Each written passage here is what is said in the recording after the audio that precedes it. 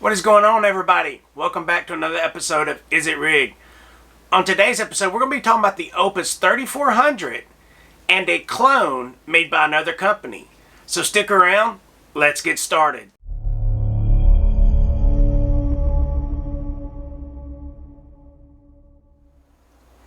Well, here we are.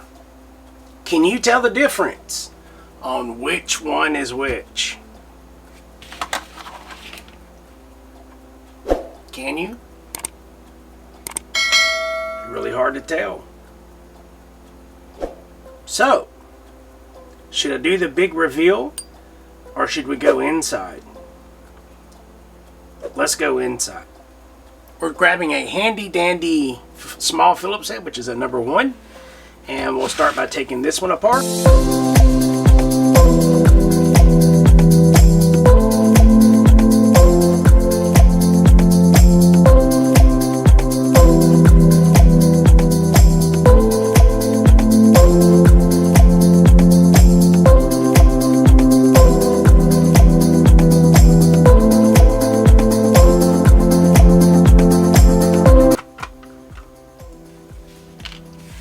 So now, let's just simply flip up the lids.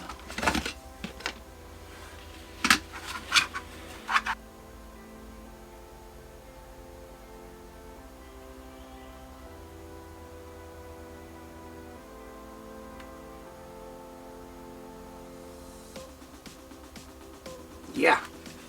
So, these two are almost identical down to the component level. The only slight difference that you can see is that the board cutout for the slider here does have a little bit of fraying on the board cutout, where this one, the board cutout is pretty smooth. Really hard to tell.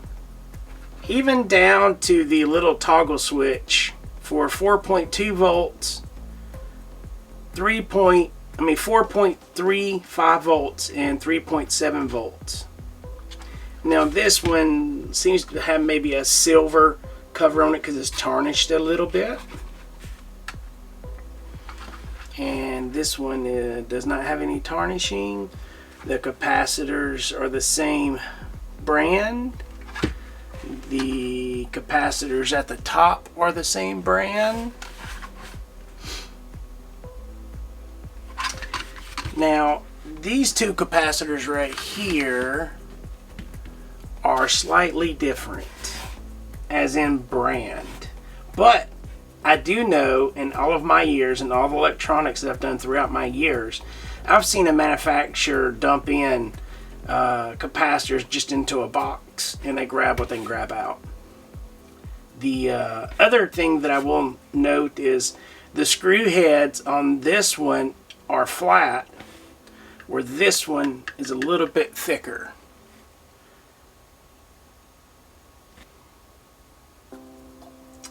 The components on this particular model here, this one right here, the components that are black are a little more shiny compared to this model here that are a little bit more flat or semi-gloss, matte finish maybe.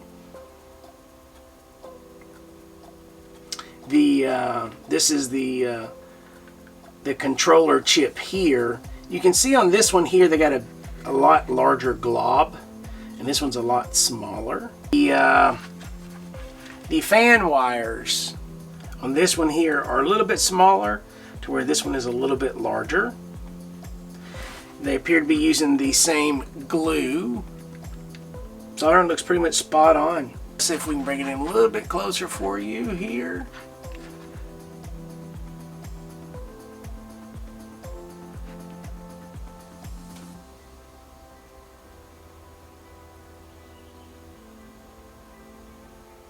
Flip it over to the front.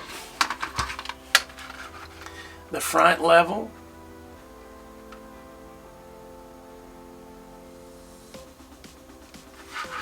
the back.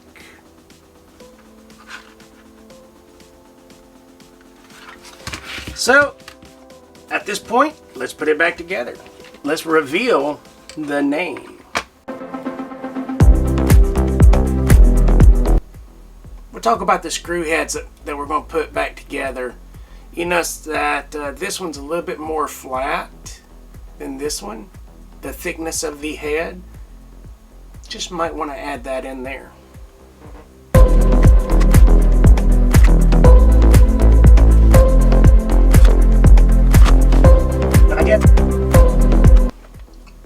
I did add some rubber feet to the bottom. Add those, that's not factory, to get it more, or allow more airflow underneath.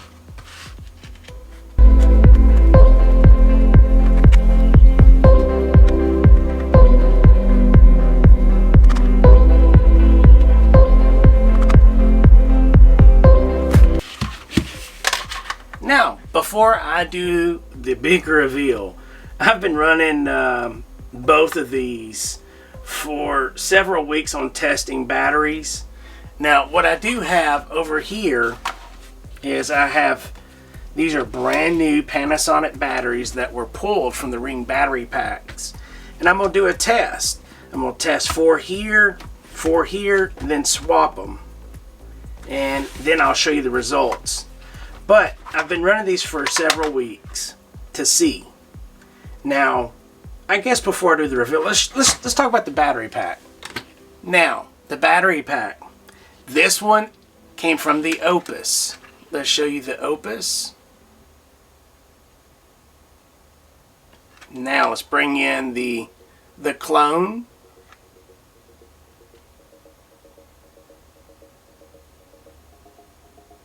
So, if we read, they're both output 12 volt, 3 amp. They both have on the input 100 to 240 volts. The Opus does not have a UL listed.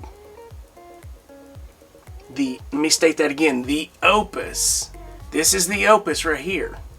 It does not have a UL listed. It does have a CE credit. On the clone, this is the clone right here. It is UL listed. And its listing number. Now, that's just these adapters. That doesn't necessarily mean that Opus made the power adapter. They could have sourced those out. So let me go ahead and state that. But the one that is the clone does have a UL listed. And the non-Opus has a CE accreditation. So, what I will be doing with both of these in the long run is I will not be using the power bricks. I will cut those cords off and hook them up to a megawatt or a Meanwell power supply. So let me go ahead and state I've bought 6 of these, the clone, and I've had 6 Opus. The Opuses I have are the 3400.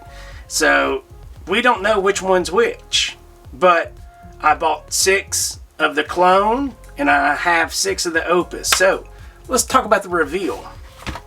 Now first I'm going to pull off the model number. BC-3000 and a BT-3400. The BT-3400, well, we know that that's an Opus, but we don't know what this one is. This one right here. So, y'all ready? So we know that this is an Opus, without a shadow of a doubt. And did not buy this off of eBay or Amazon. So we know that this is a true Opus. I have the original Opus box. I've compared it to the other ones I've bought. They're all genuine Opuses. Now, this one. Oh my goodness. Who would have thought that ambient weather would have made a charger? Well, from doing some research, it appears that ambient weather either A, got the people that made the Opus to clone it, because the Opus 3100, and I do have one 3100 by the way, and the 3000 are running the same firmware, which is version 2. So this is version 2 of the 3100, which is the same as the 3400. So what I want to do is I want to start the testing process. Put the batteries in here, use their particular chargers. So what we'll do is let's get everything set up and start the test.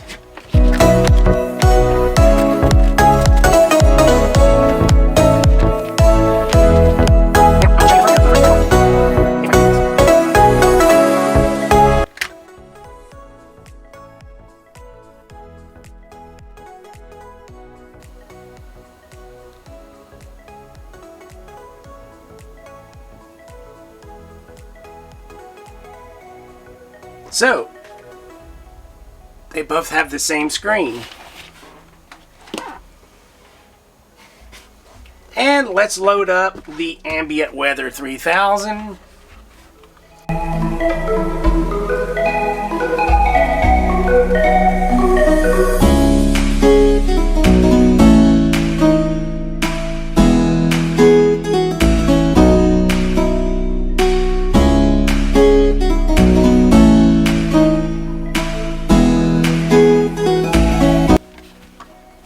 And we'll go ahead and change both displays.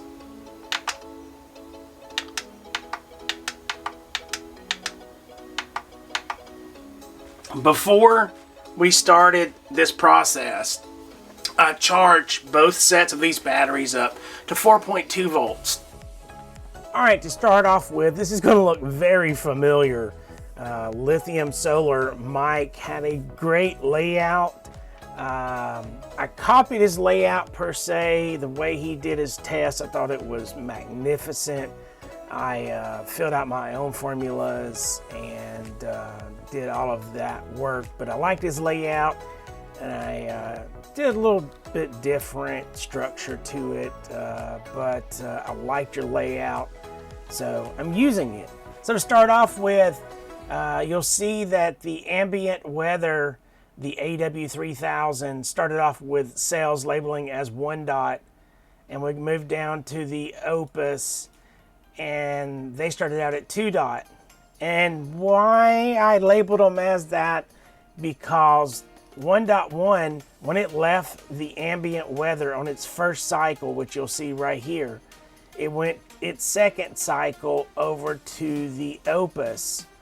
And it was also in the corresponding port. 1.1 went into port 1, 1.2 went into port 2, 1.3 went into port 3. This way I could keep all of the test results accurate all the way down across all tests.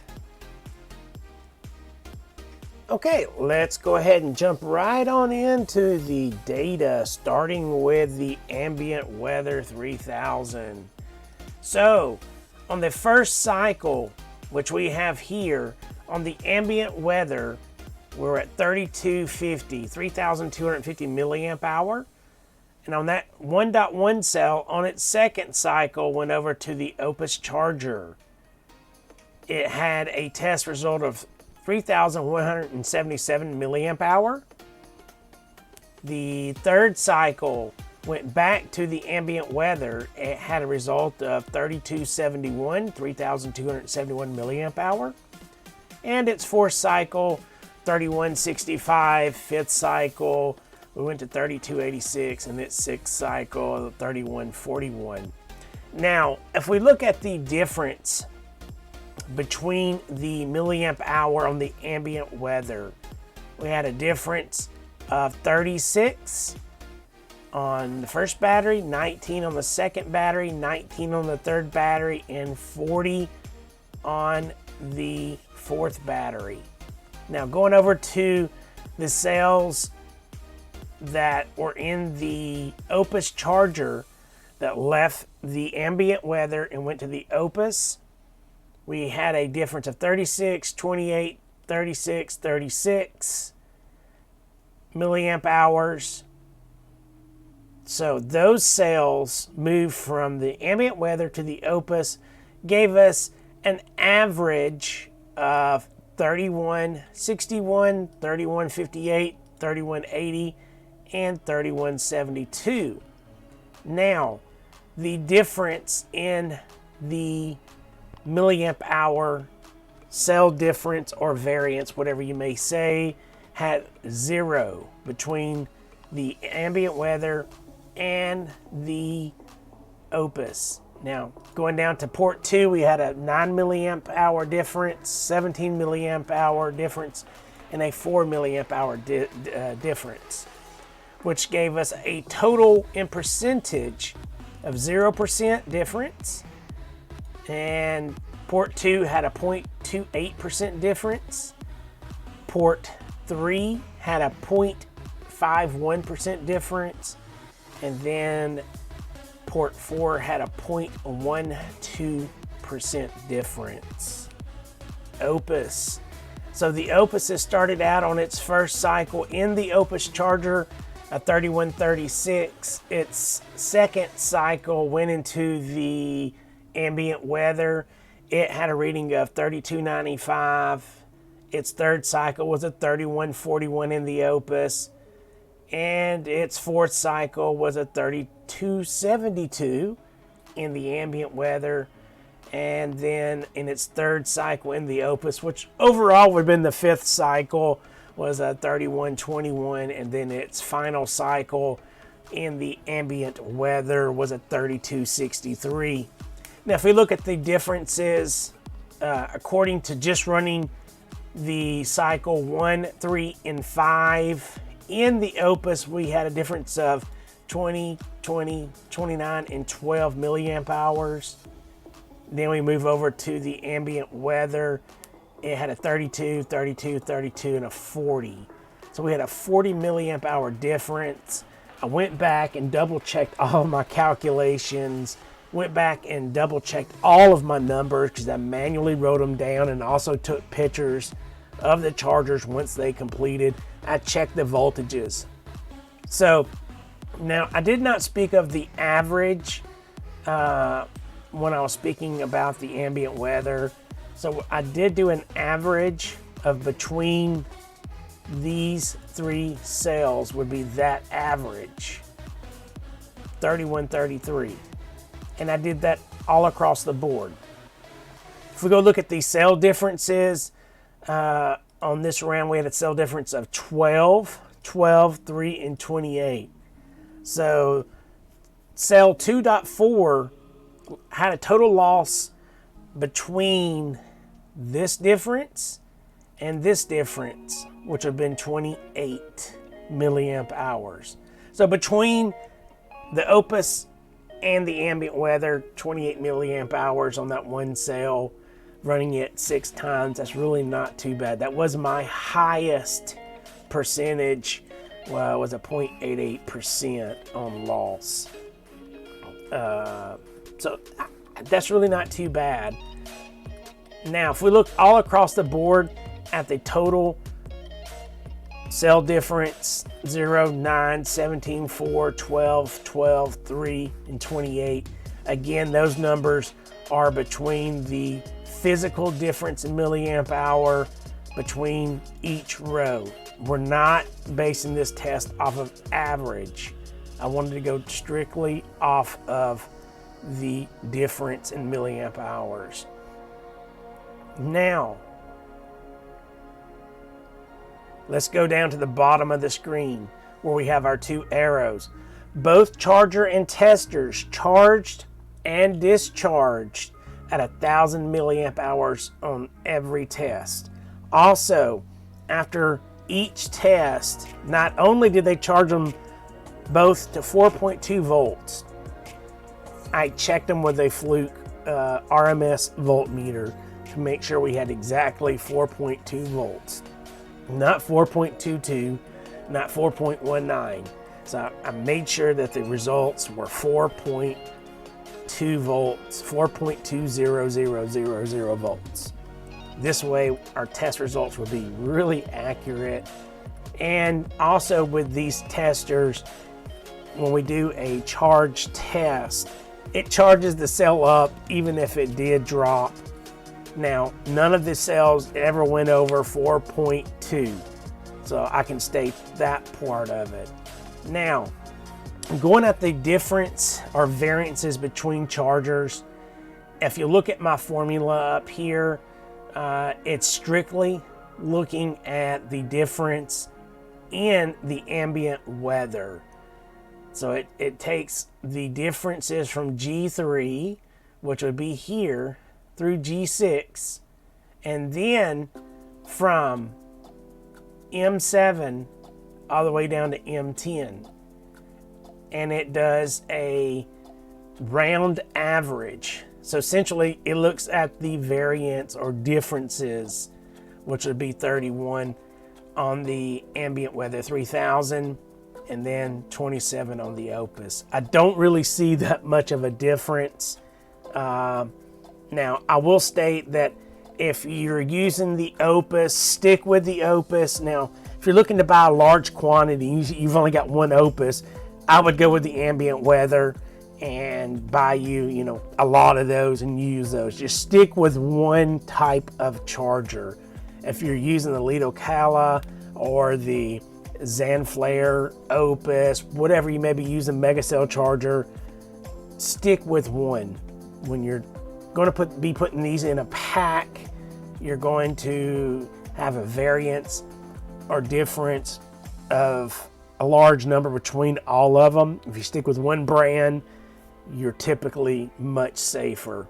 Now, also in stating, again, I did kind of take the layout from Lithium Solar, so let me give him a shout out. Head over there to his channel, make sure you subscribe to it, and yeah. So if you have any questions, leave me some comments down below. If there's anything else you'd like to see me change different on this, I tried to do everything I could think of that would be the best calculation. I know it's not a scientific test, but kind of, what I've learned from watching some of the other channels and what I thought was the best result that I could find for you guys. So for the win, I would say, for the price, I got my ambient weather for right around 30 bucks off of Amazon, which I'll leave you a link down below. And the Opus, I think I paid around 60 bucks-ish from Amazon, which I'll leave you a link down below for that as well. So all in all, there's not that much of a difference between the tests. So make sure you click that subscribe button. Give me a thumbs up if this is something you like. And stick around. We got a lot more coming.